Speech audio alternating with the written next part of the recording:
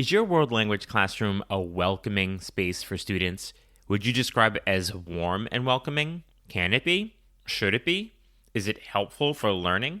My guest today, Allison Perryman, sure believes that it is. Allison joins me to discuss how she makes her Spanish classroom a warm and welcoming community where students feel recognized, valued, understood, and ultimately completely supported by their classmates and teacher.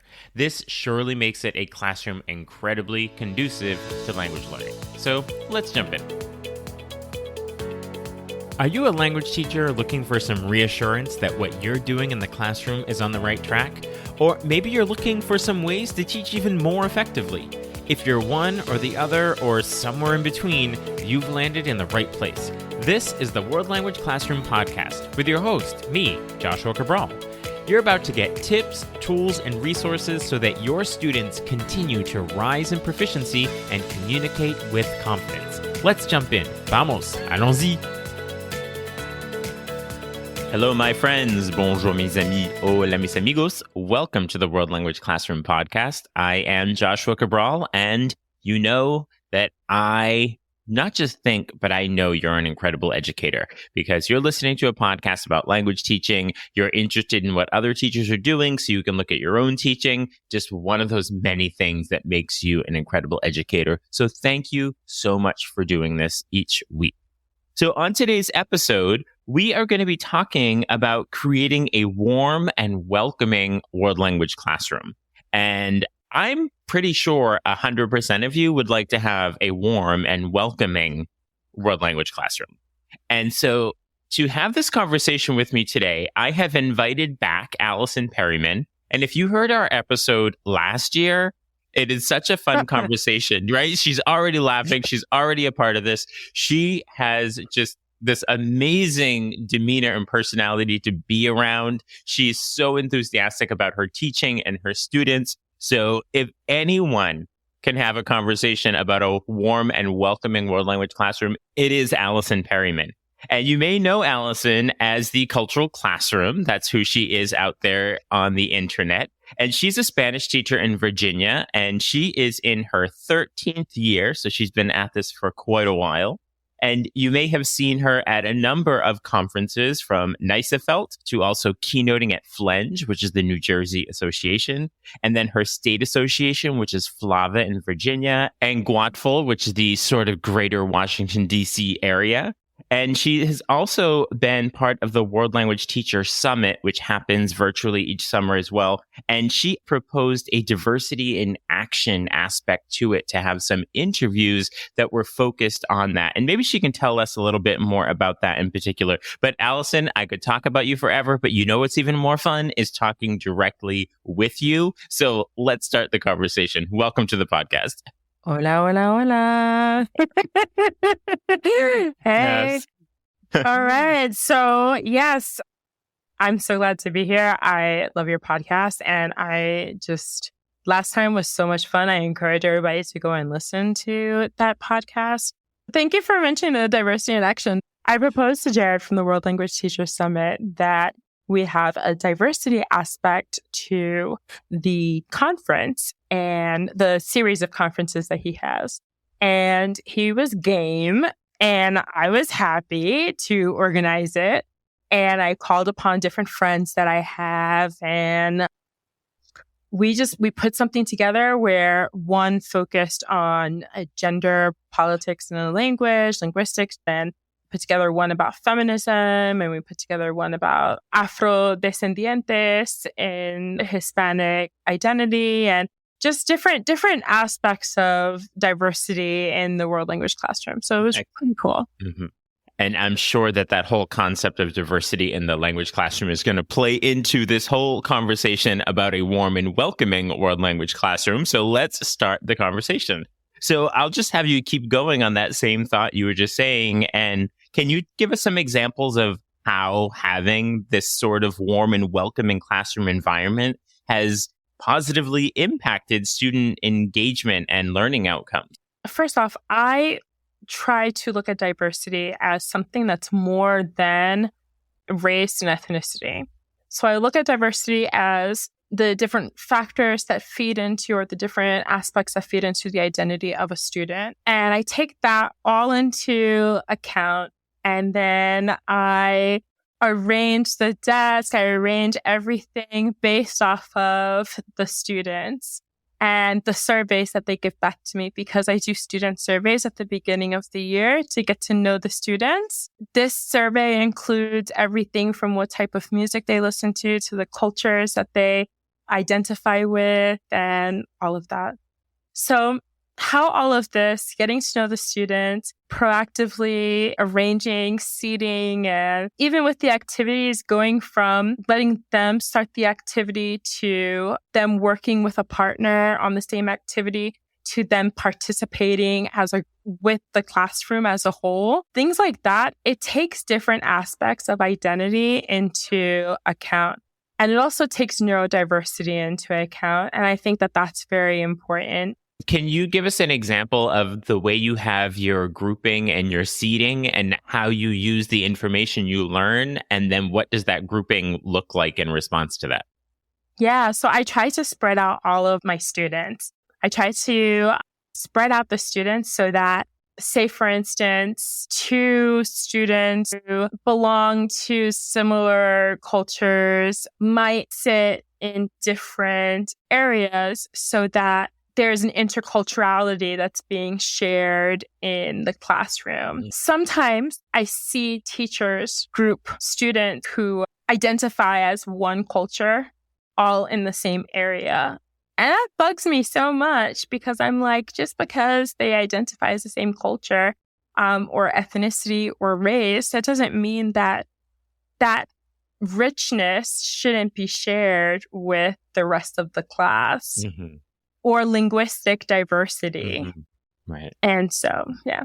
What inspired you to really make this a focus in your classroom of creating this sort of environment for students?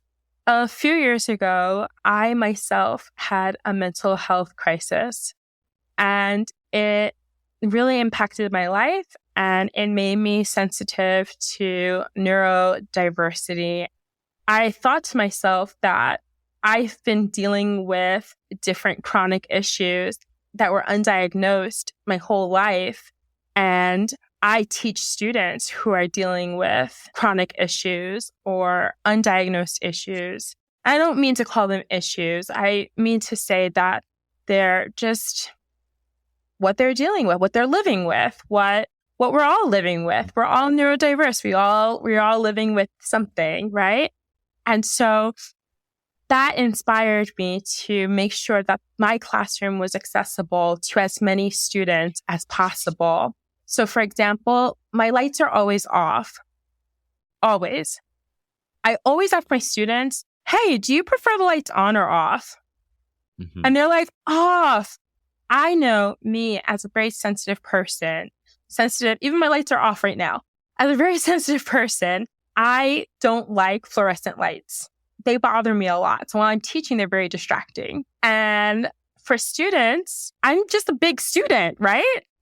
I'm a grown-up student. So I would assume that some of them feel the same way as well. And so we have small lights around the classroom. What role do you see relationships having? Then how do those relationships contribute to this classroom atmosphere? So just talk about, your student connections and how that builds the community.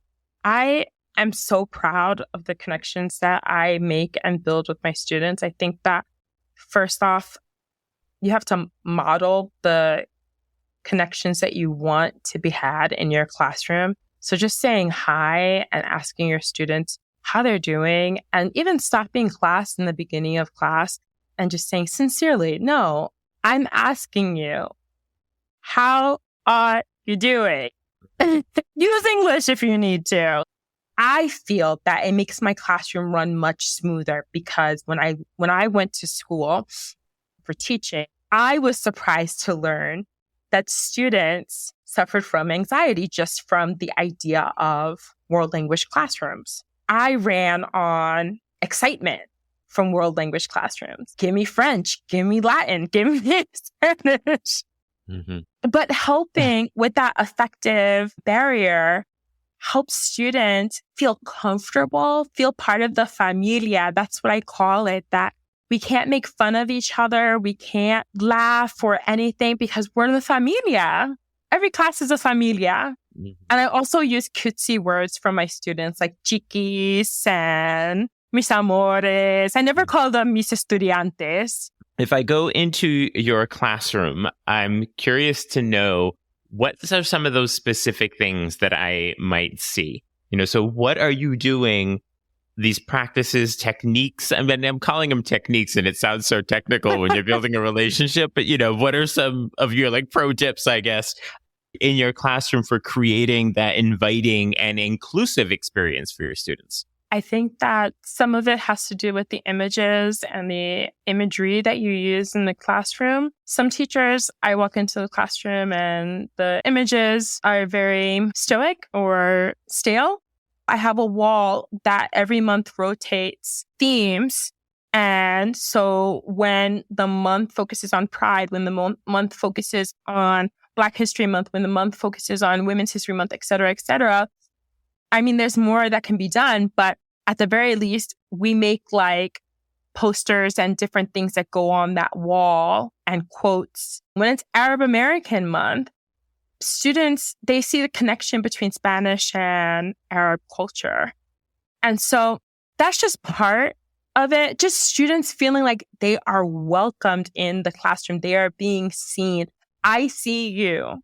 You are part of the class. Mm-hmm. And though it may take me 3 months to memorize your name because I have a bad memory, I see you as a person. Mm-hmm. There's a difference between just going through the memory process of a student's name and a soul to soul connection type of thing, Mm-hmm. And I love that because they definitely may not be in a position where they're going to expressly say, oh, now I feel, but that it's giving them that opportunity to see it. And I would like to know sort of as well, what is happening within your curriculum? So we have the classroom space, but in terms of the reading and the discussions and the authentic resources, how is student identity and that cultural aspect of the classroom playing into the teaching and the academic portion? I have more of a project-based learning style classroom, and we do a major project that explores interculturality. And so students are allowed to explore Hispanic culture, but through the lens of whatever lens they can choose. So let's say it's Black History Month and they're doing the Black History Month project. They can choose to look at Wilfredo Lam, who is an artist from Cuba, an Afro-Chinese Cuban artist. So there's many layers to that identity. A lot of kids tend to pick Wilfredo because they identify with that aspect. They're like, Chinese? What? And then they snuggle in with that identity.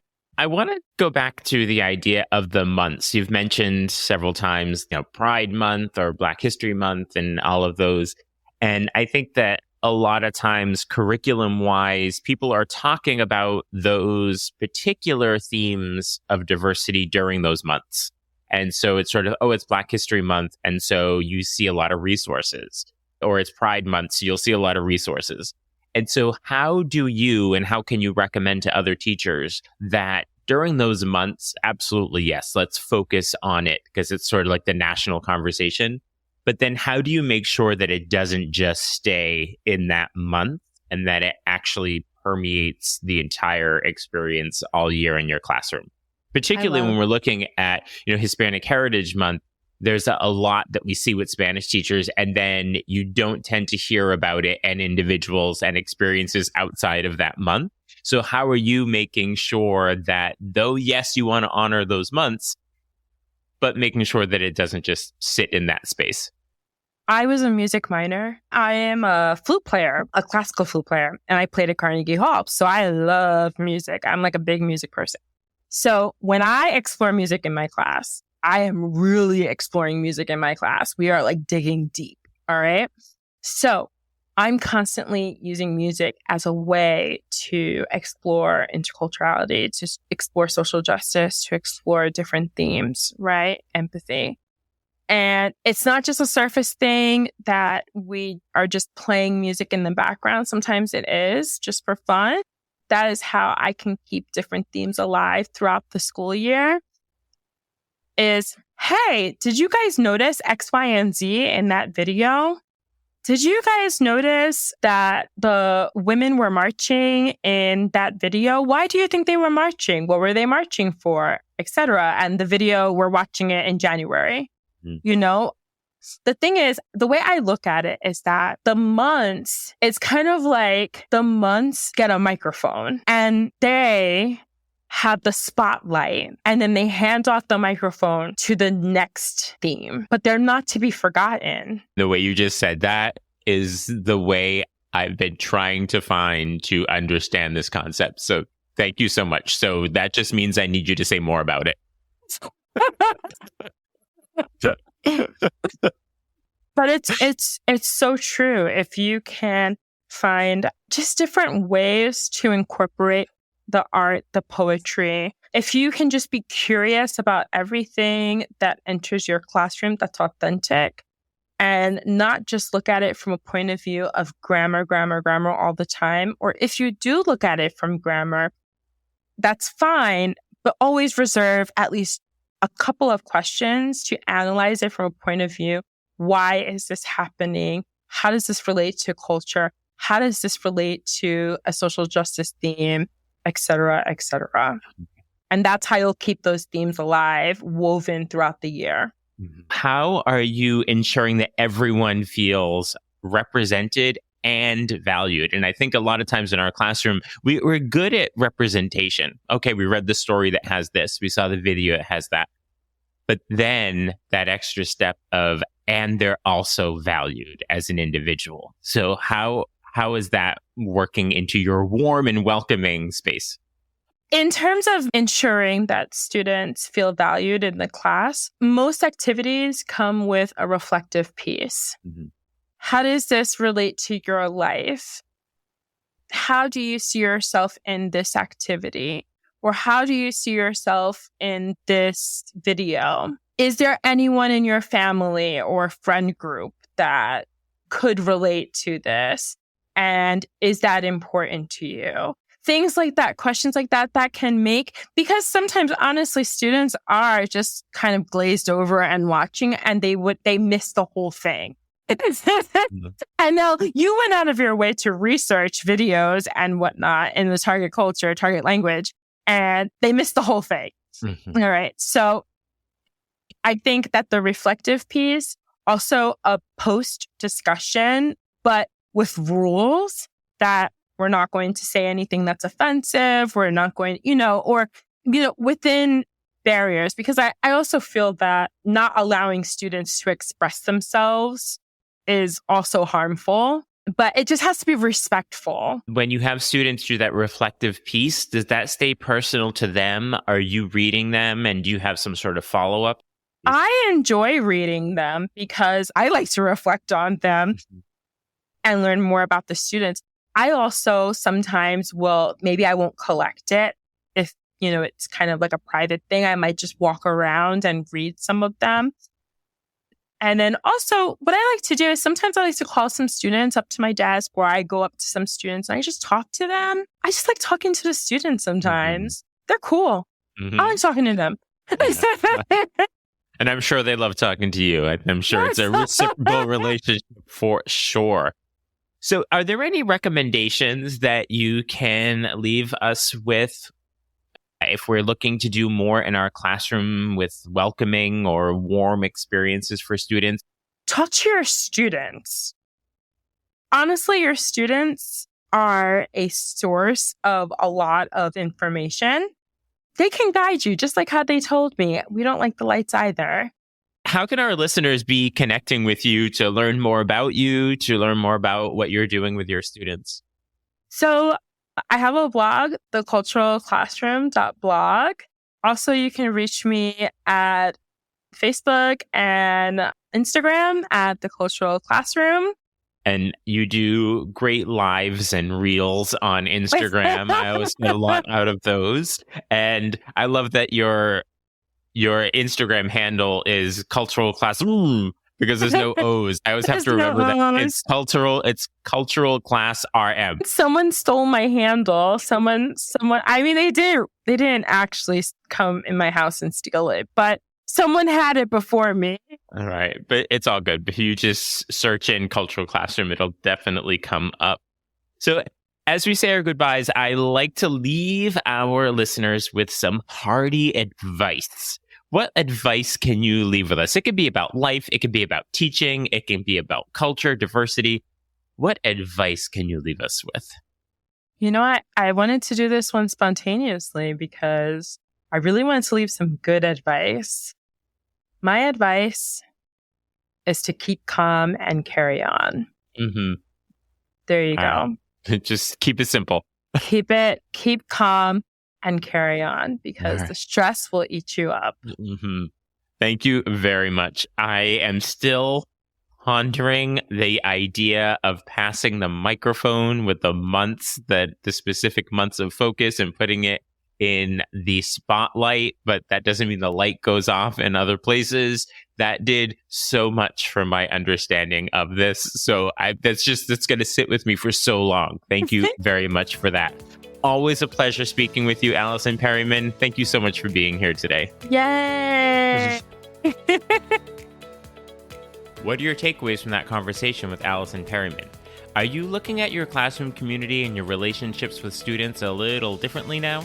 Be sure to check out the show notes to connect with Allison Perryman. You'll also see the link to sign up for Talking Points, my weekly email newsletter with tips and resources for language teaching. There are also links to get in touch with me if you would like to work together, either in person in your school or remotely. I will talk to you soon. Bye for now. Thank you for listening to the World Language Classroom podcast. Be sure to follow or subscribe wherever you're listening so that you never miss an episode. Let's keep the conversation going on social media. Connect with me on X, aka Twitter, Facebook, and Instagram at WL Classroom.